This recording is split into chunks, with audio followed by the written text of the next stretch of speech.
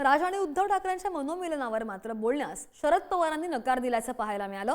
शरद पवार यांनी पंढरपूरमध्ये प्रतिक्रिया देण्याचं टाळलं। शरद पवार पंढरपूरमध्ये होते, लग्नासाठी एका खासगी कार्यक्रमासाठी गेलेले होते।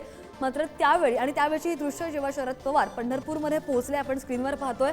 मात्र त्यांना जेव्हा युती संदर्भात विचारलं गेलं तेव्हा युती संदर्भात त्यांनी बोलणं टाळलेलं आहे। विवाह सोहळ्याच्या निमित्ताने शरद पवारांचे हर्षवर्धन पाटील, धैर्यशील मोहिते पाटील आणि आमदार अभिजित पाटलांची चर्चा सुद्धा झालेली आहे। अधिकची माहिती करून आमचे प्रतिनिधी माऊली डांगे आपल्या सोबत आहेत। माऊली, आपण पाहिलं एकतर युतीची चर्चा, सगळ्या स्तरामधून संमिश्र प्रतिक्रिया, अनेक मतभेद, अनेक दोन प्रवाह पाहायला मिळतात आणि त्यातच आता शरद पवारांकडून जी प्रतिक्रिया घ्यायला गेलं तर त्यांच्याकडून ही प्रतिक्रिया मिळालेली नाहीये। शरद पवार यासाठी कुठेतरी नापसंती दर्शवतात असं दिसतंय का, असं म्हणायचं का? श्रद्धा, अगदी बरोबर आहे।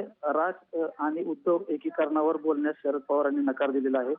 शरद पवार आज पंढरपूर दौऱ्यावर होते। ते एका खासगी विवाह सोहळ्यासाठी पंढरपूरमध्ये पवारांची उपस्थिती होती। त्यामध्ये विवाह सोहळ्याच्या निमित्ताने शरद पवार होते, हर्षवर्धन पाटील, धैर्यशील मोहिते पाटील आणि आमदार अभिजित पाटील यांच्याशी चर्चा देखील झाली। परंतु ज्यावेळेस उद्धव ठाकरे आणि राज ठाकरे यांच्या एकीकरणाचा प्रश्न विचारला तर त्यांनी चक्क बोलण्यास नकार दिला। जसं म्हणताय की तुम्ही बघितलं तर त्याप्रमाणे या दोघांच्या एकीकरणामध्ये शरद पवार सुद्धा कुठेतरी नाराजगी दर्शवतात असं आपल्याला पाहायला मिळतं। श्रद्धा, अगदी माऊली, धन्यवाद दिलेल्या सगळ्या सविस्तर माहितीसाठी।